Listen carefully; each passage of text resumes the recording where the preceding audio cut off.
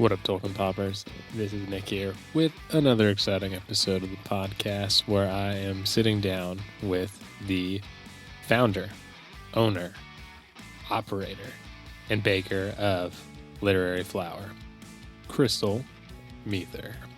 And, what is Literary Flower? You may be asking yourself. Well, let me just give you a sneak preview. If you were to take sweet treats and literary aesthetics and bring them together, you might have something close to Literary Flower. And so, I was able to talk to Crystal about her Tolkien journey, her journey into literature in general and her fandom, and how that merged with her love for baking, and how it emerged as Literary Flower and a business for her. So Crystal makes these awesome literary themed treats in the Nashville area. And so if you are a Nashvilleian or a Tennessean, or if you're just a person who loves sweet treats and book content, and maybe you're also a business person and are an entrepreneur and you want to be self-sufficient in your finances, which is, pretty punk rock, pretty DIY. I think you'll enjoy this conversation. So, without further ado, here is the conversation with Crystal Meether from Literary Flower. Peace.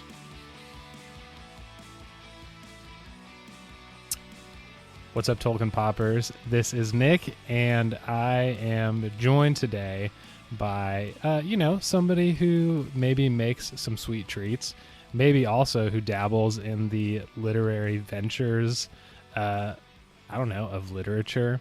That was pretty smooth. And I'm here with Crystal Meether here, who is the founder of the business Literary Flower. How are you, Crystal? Hi, I'm doing good. Thank you for having me on today. This is so fun. Yeah, thanks for being on. I've had some of your treats before because you have done pop-up stuff over by the Danger Zone. And, yes. Of course, I've had your Tolkien themed treats as well as your spooky themed treats. So I thought, we're doing literature, we're doing Tolkien stuff. You'd be a fantastic person to just talk to and get your perspective on Tolkien and the literary stuff, and also promote your business because it's pretty cool. Thank you. I appreciate that. I will take all the support I can get. So thank you. The algorithm is rough. No doubt. There's just too much content, Yes. So, and for those of you who are listening just audio, Crystal is wearing a Mirkwood, the Woodland Realm shirt. So she is like full on Tolkien, just got the vibes going. But so Crystal, before we get into Literary Flower, would you tell us a little bit about your Tolkien experience? And I know we've kind of talked back and forth. I know you're a fan of the movies. So tell me, when did you first see them? Like, what are some fond memories behind that? And yeah. Yeah, so I didn't grow up watching them. My husband definitely did. He's a huge Lord of the Rings fan and Star Wars fan, all the things. My mom, she didn't really care for anything kind of fantasy or science fiction or horror. Not that Lord of the Rings is horror, but just it was a very select couple genres that we watched. So I never watched them growing up, and my husband was shocked that I hadn't watched a single one. So about 10 years ago, after we had been dating a little while, we finally sat down and started watching them. But I loved them. I couldn't believe that I had not seen them. So we actually just ended up watching them all and kind of bonding over it. And we keep saying that one of these weekends we're going to have to not put anything on the calendar so we can watch extended editions back to back and just make a whole weekend out of it. Oh, But yeah. The dream weekend, for people yes. who love the movies, 100%. We, my wife is also somebody who has not experienced Tolkien until we got married. And so I'm super into it. And so she has not seen the movies, but we came to an agreement this year where I agreed to read the ACOTAR series if she would read Lord of the Rings. So and Amazing. I feel like that's oof. Bless her for that trade though. yeah, like I think I'm having way more of a good time than she is. Like she was like, they're walking. There's so much old English in here. And and I'm getting like fun, quippy stuff from Cassian and super sexy, just Yeah. flirtation. So I'm having a great time. And she's like, I'm learning about philosophy and the deep languages of Middle Earth. So Yeah, that's so fun though, because you'll both be able to bond over. Is that her favorite series? yeah. Nice. Nice. No, they I think that was one of the first conversations we had too, because you were posting reading through them. And I was like, if you think that's wild. Yeah, Crystal sent me a reel of these two women who were just kind of going through different books that were published that were weird thirst books, but people having, uh, sexual attractions to doors and even triceratops, so Yep. that was interesting. Yep. And the fork. You Oh, can't and the forget the fork. fork. That's right. Yeah. Where it was actually like a World War II soldier that had somehow been like yeah. I mean, that's basically Beauty and the Beast, right? If she like fell in love Yeah. with somebody in the kitchen or something. Except instead of like a teapot, it's just here's the fork. A dingle hopper, maybe. Essentially. Yeah. Well, cool. So I think that our interactions and like we've talked about a little bit about the shared experience of sharing things that we love with our significant others, and then of course just sharing fun, bookish internet content with other people that are also bookish. But you take the bookish thing and kind of distill it into literary flower, which again is your business. And so, like, where you bring the sweets and literature together, which is like the best way I feel like you can bring sweets into conversation with something. But could you tell us about like your love of literature and how you decided to incorporate it into literary flower? Like, give us the origin story. Yeah, so I hadn't mentioned it, but Lord of the Rings is actually tied to the origin story of Literary Flower. Yes. So it all started with, well, hold on, let me backtrack. But my love of literature, I grew up in Puerto Rico, and around seven, my mom decided that we were going to move back to the States. So she started getting me, as much books as she could, just so I could try to learn English and everything. And that was just one of the things that I did growing up, just nonstop reading. As soon as I got into like more unusual series, I was, hooked. Like the a series of unfortunate events. Like I feel like most people are, reading Nancy Drew, which is also excellent. But I was obsessed with like this poor orphaned family. Like that was I couldn't get enough. And I just would go to the library and check out 10, 12 books at once. And that's what I did pretty much every summer. But once I moved out and I had more space, I started kind of repurchasing some of my favorite books. And my collection grew and grew. And now I have over 1,100 books. So, Love it. Spoken yeah. like a true book lover. Yeah. Yes. Yeah. So, yeah, it's floor to ceiling bookshelves in the whole library. So there are 10 floor to ceiling bookshelves and a couple skinny ones. So The yeah. dream. The Yes, dream. I just need a rolling ladder, but my goodness, I did not know they were so expensive. They cost more than the bookshelves. Really? So, yeah. Wow. Well, that's good to know because I have the dream. I have a couple bookshelves and, of course, boxes of books. And the dream is to get the floor to ceiling bookshelves. So now I'll try to save, or at least look up some prices to see if I can't find one on Craigslist or something.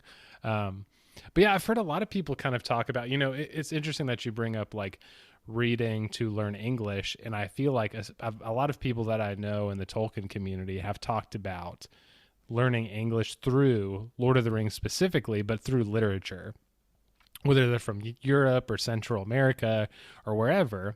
And it sounds like, along with all of your traveling and moving and growing up and having a mom who wanted to give you something to do, and reading's a good skill to have as well, not just to enter into fun worlds. But yeah, so tell us more about like how that sort of grew in your own life, and then of course, into how you brought it into Literary Flower, and then of course bringing the Lord of the Rings there, the juicy stuff. Yeah. Well, really, so when I moved in with my husband, and he's a gamer, he collects video games. We have 22 game consoles. He has about I think over 800 video games. Yeah. Like, he's a hardcore collector. So of course he had nothing negative to say about me wanting to acquire as many books as possible. If he did, we probably wouldn't be together. So but he encouraged me, and if I was running out and would make a comment about like I gotta ease up on getting books, he'd be like, well, just get another bookshelf. So that's love. Yeah, what a guy. It's love. But I started baking, I guess 7-8 years ago. I started baking more and more. I didn't really grow up baking, but I found that I really loved making cookies and taking them to the office. And I made chocolate chip cookies. I like kept working at them until I felt I had perfected it. And every time I took them to the office, people just loved them. And we would joke that people were obsessed with them because they constantly asked me to make them. And so my husband actually made the joke, well, if you do finally end up selling these, you could call them my precious. And I was like, wait, I actually love that. And then we started just kind of going back and forth about, well, if I did this, then we could name it this. Like the second one to be born or created was Lemony, which is actually, it's a family recipe from his side of the family, but I am the 5th generation to receive this recipe. So cool. So it's really cool, and I love it so much. But it's this really soft, cakey lemon cookie. And I was like, well, I could call those Lemony after Lemony Snicket. Ooh. Because, that was like my favorite childhood series. Like, I still want to get the VFDI tattoo. Like, it's still my favorite. So it just went from there. So cool. Bringing in my precious is just, I feel like it's such an iconic line, and everyone has their own Gollum voice too. Yeah. So, everyone does, whether it's good or horrible, everyone has one that's fun. Mine like falls on that later end, so I won't even attempt that one. You do it. No. Yeah. No impressions. Yeah, this isn't like Stephen Colbert where I'm going to make you sit on a couch and read mean tweets or something. Yeah, and you can't get enough of Count Orloff. You can't get enough of him, even though he's super evil. Okay, so you've got some family connections with recipes, and then of course your literature there, and then I guess from there, so people were making it, and you decided to go off and start a business. I guess like I don't know how many. So you were baking like 7 or 8 years ago. Like, when was it that it was like, okay, it's time to take off and like start going to pop-ups and start selling online or what have you? Yeah, so I actually started researching and like trying to work on my recipes and perfecting them and getting everything planned out, looking into the legalities and everything under the Tennessee Food Freedom Act. But I did my name reservation in July of 2022. And then I actually started the LLC January 1st, 2023. That's when it went active. So this January will be my 4th year in business. I will be starting my 4th year. Congrats. So that is awesome. It's wild, especially because, I wanted to try to learn as much as I could. So I went through like SCORE Nashville, and the Tennessee Small Business Development Center, which are great free resources for any like hopeful entrepreneurs or business owners. Are great, completely free. So when I was taking those classes, multiple times they said that the majority of businesses don't make it to 5 years. Right. So it's crazy to me that next year starts my fourth year.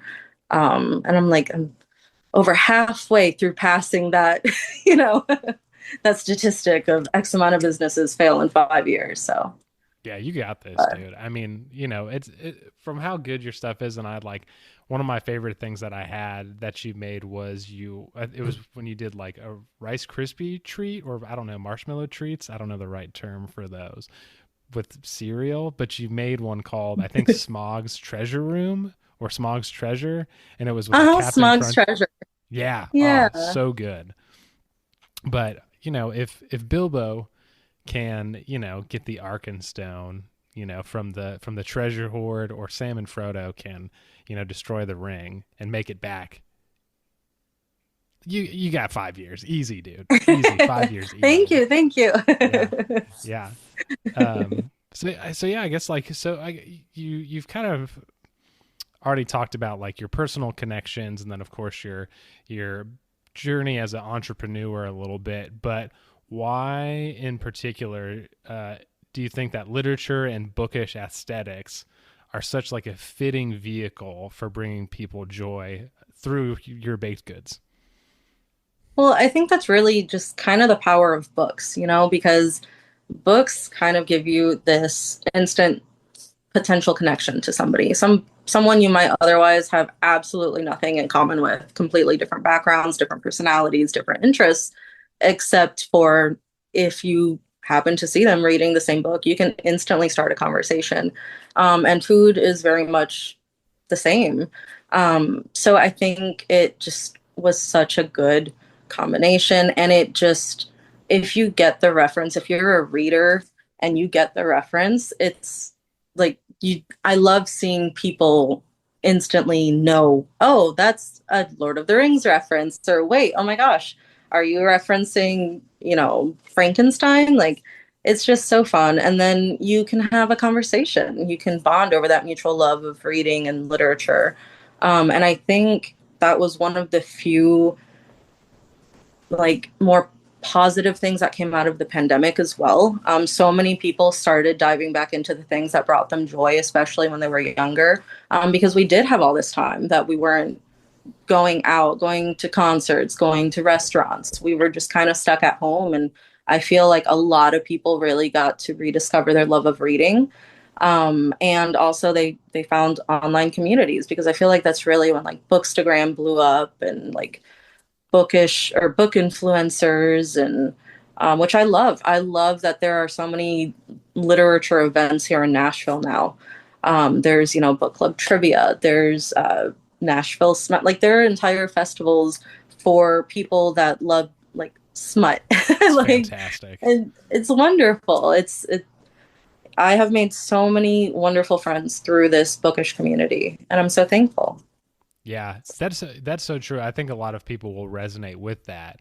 For those who were able to have sort of a generally unscathing COVID experience, right? But meeting online communities, it also connected me with people that I never would have had connections with, right? Because I had this time to invest in more Tolkien stuff, reaching out to people online that I normally wouldn't, because I know that they also don't have a lot to do.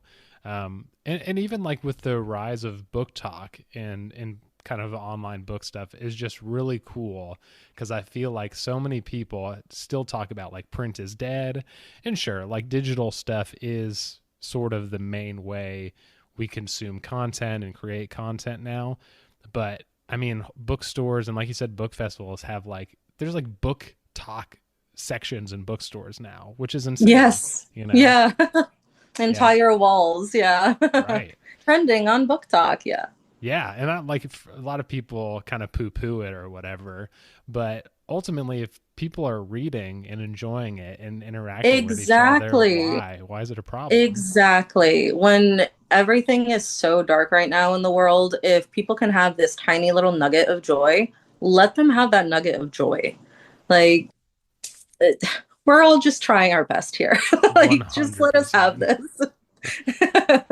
Yeah, one of the things too that I read and is the sort of connection with food, is a big one, and then just any fandom that you have that connection. But I remember one of the things that really drew me was that I feel like you have like a horror aesthetic as well. I Particularly, do. it's very kind of fun. I feel like you've perfectly blended like the fun, almost like cottagecore feel with also like the macabre.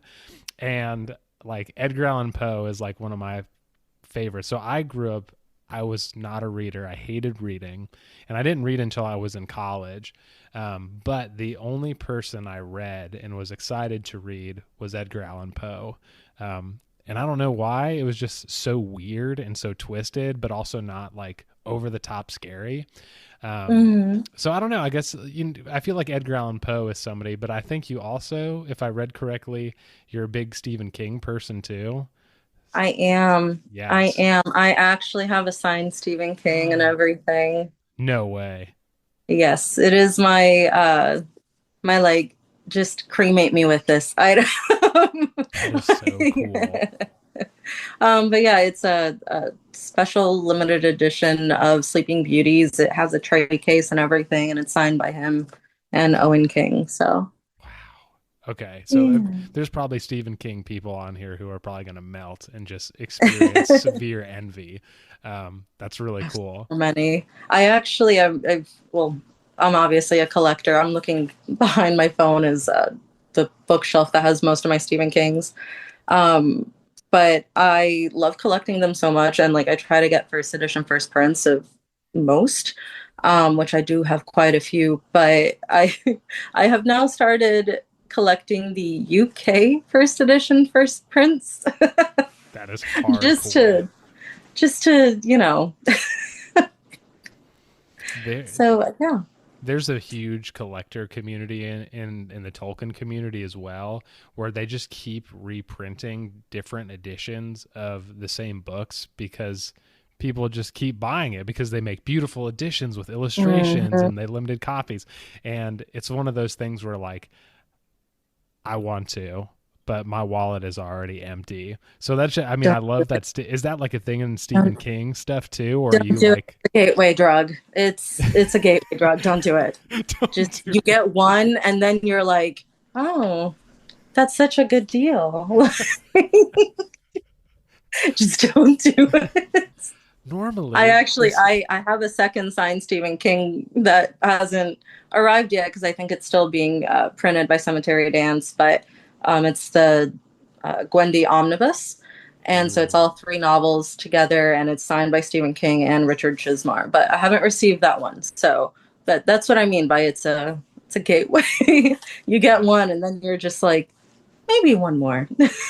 I have to have another one to look good on my shelf, But obviously. exactly. And you're absolutely right about they keep releasing like new editions and new editions and this one's leather bound and this one has these beautiful artworks and it's getting kind of ridiculous, but you know what? I still fall for it. I am that target audience. Yeah. I mean, I feel like that. You gotta simp for your like OG hardcore fan, right? You got to keep it Yes. alive. Yeah. Yeah. No doubt. Yeah. So as we're coming towards the end of the year here, right? So your sweets are just like everywhere. This is where everyone's like, you know what? The diet I've been on, it's out the window, right? It's going to start next week. They're like, after Thanksgiving, it's just a free for all. I'll figure it out after the new year. But I feel like, this will be the time for you to shine. Tell me, maybe I'm wrong, but I feel like this is the time where Literary Flower is gonna be like just doing all the things. So like what can people expect from Literary Flower in the next couple of months, and where can they go to find you and purchase your treats? Yeah, so well, I did want to know holiday calories don't count. So you're absolutely right. Like it's a 100%. free for all. We worry about that in January. Yes. So, no, I have a lot of fun events coming up. Actually, this week I will be at Regal Green Hills They are hosting some vendors and having live performances for the opening weekend of Wicked for Good.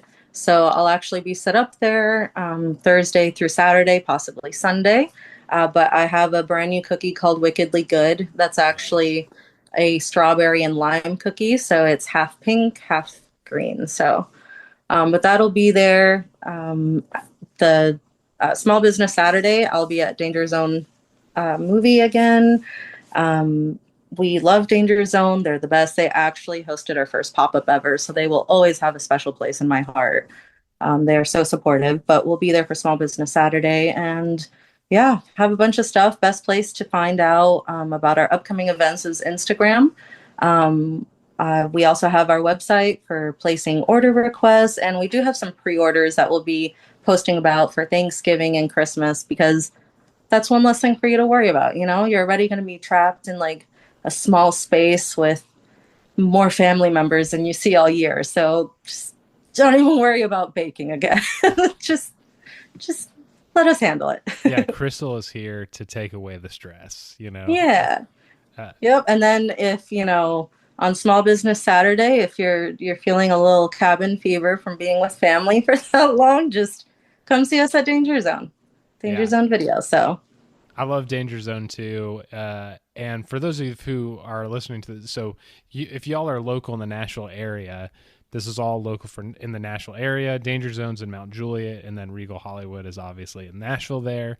But for those who are, because I've got listeners who are kind of national across the states here, like if they want, can you tell us a little bit about like, because you do like orders for book releases and stuff like that, right? So if people are like, I'm an author, I want to do this, like how can they get in touch with you to do some, maybe some cool so they can reach out on our website. We have a contact us form that they can fill out. We love working with authors to promote their novels. We've worked with so many great Clay McLeod Chapman, Emma C. Wells.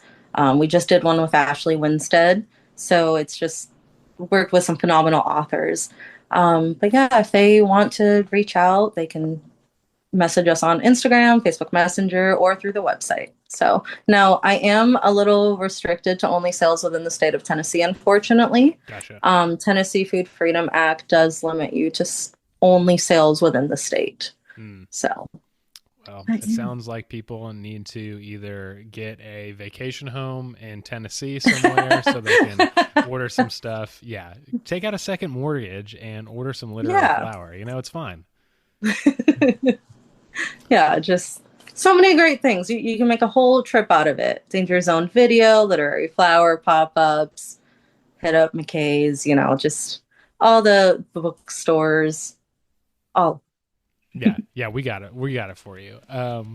So yeah, Crystal, thanks for doing this. This has been really fun just to talk to you and just kind of learning more about you personally, but then also the connection to literary flower in general. But before we go, is there anything that you want to say or want the world to know? Ooh. You know what? We'll go with our little company motto, just read books, eat cookies, and stay weird. So. Absolutely. I don't think we can sign off any better than that. So, yeah, thanks, Crystal.